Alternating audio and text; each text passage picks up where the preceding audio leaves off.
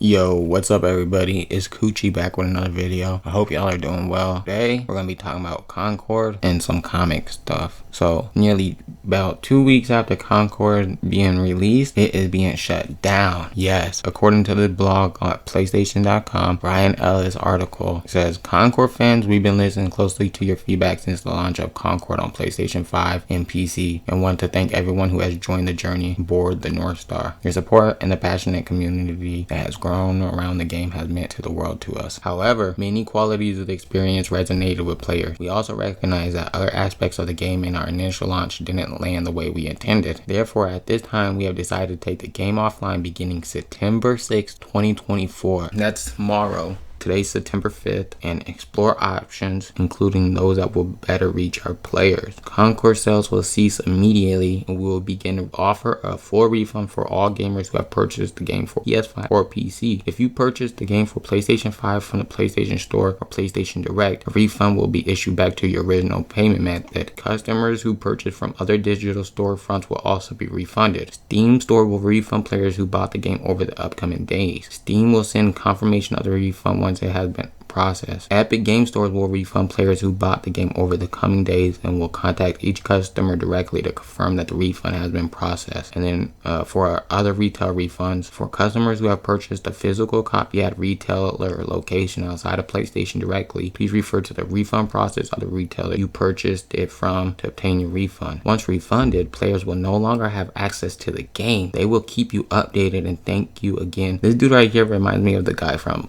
Guardians of the Galaxy. What's his name? Bondu? Whatever, something like that. I can't remember his name. Mildew? No. Mildew. Can't remember his name, damn. But yeah, you know who I'm talking about. This guy. The one with the arrow and stuff. That's what that looks like. Okay, let's move on to the next subject. The Batman Part 2. Matt Reeves confirms Penguin's return, teases new Batman villain. An article by Cameron Bonomolo. So, I guess the Penguin showrunner Lauren LaFranc revealed that the HBO series will be the bridge between the Batman and the Batman Part 2. Director Matt Reeves confirmed the next chapter in his Batman epic crime saga will feature the return of Oswald Cobblepot, along with introducing Bruce Wayne in his second year as a costume crime fighter. If you haven't seen part 1, I say check it out. It's pretty good. I just tried to watch it recently though, and it's like the writing is somewhat bad. I'm not gonna lie. Like, not the story wise, but the dialogue. There's a part in the beginning where Batman tells Alfred, he's like, "You're not my dad," or something like that, and it just sounded bad. So I turned that off. I was like, I can't watch this again. As soon as he said that, I was just like, bruh. It's not even the fact that he said, "You're not my dad." It was how he said it. It just sounded bad. But I had already seen it before then, and I liked it the first time. But when I went to go watch it the second time, as soon as I got to that part, I was like, nah, I'm cool. Other than that, it's a decent movie. I like it. But if you haven't seen that, it was the 2022 reboot, and in it, I don't want to spoil it, but the Penguin's there, the Riddler, Catwoman. Yes, a cameo appearance by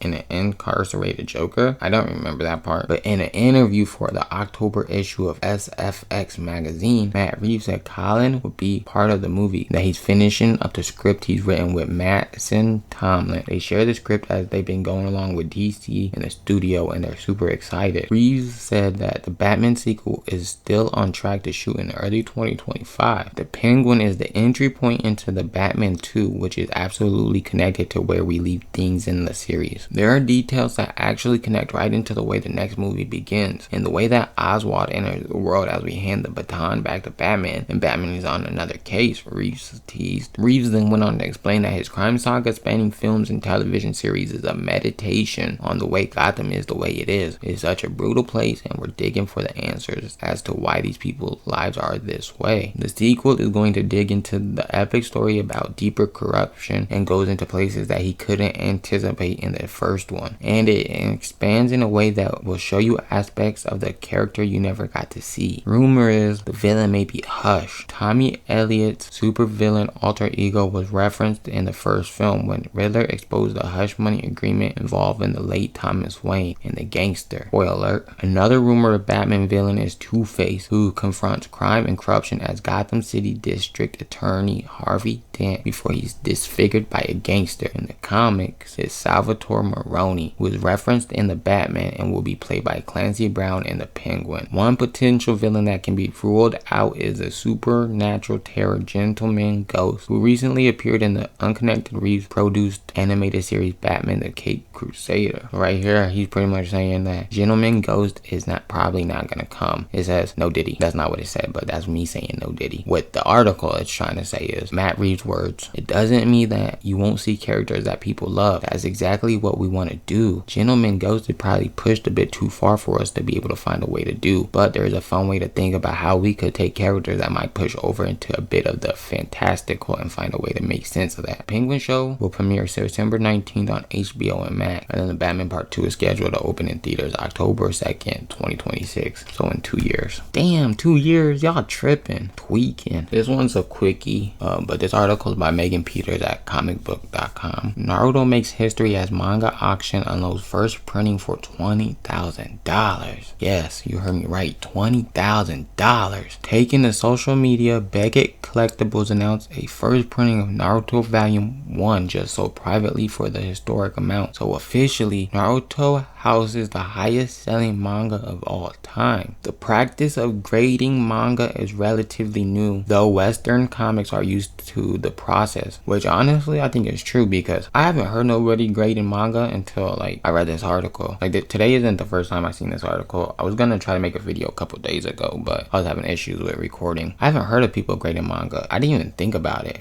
Comics, sure, I have comics over here on my desk, I see people have them in slabs on Facebook and stuff like that on YouTube. That's nothing new. But manga, now people are gonna start grading manga and stuff like that, and before you know it, it's gonna be hard to get certain copies because everybody wants to be a collector. Everybody wants to have this and everybody wants to have that. They want to be the one with the first or this issue and this issue to make them seem cool and everything, and then it just gets harder and harder to find shit. Right now you can find auctions in Japan and the United States for first printing first editions of Naruto. These volumes date back to 2000, and looking at their sale history, the editions can run upwards of $500. In some cases, a copy in excellent condition may cost $1,000, but that is not the norm. Even series as big as Naruto aren't pulling in the big buck. But as grading enters the market, those manga prices might change. Collecting is definitely an expensive hobby, and in some fandoms, grading practices have inflated prices in a big way. Manga has avoided this pitfall for decades. But yeah,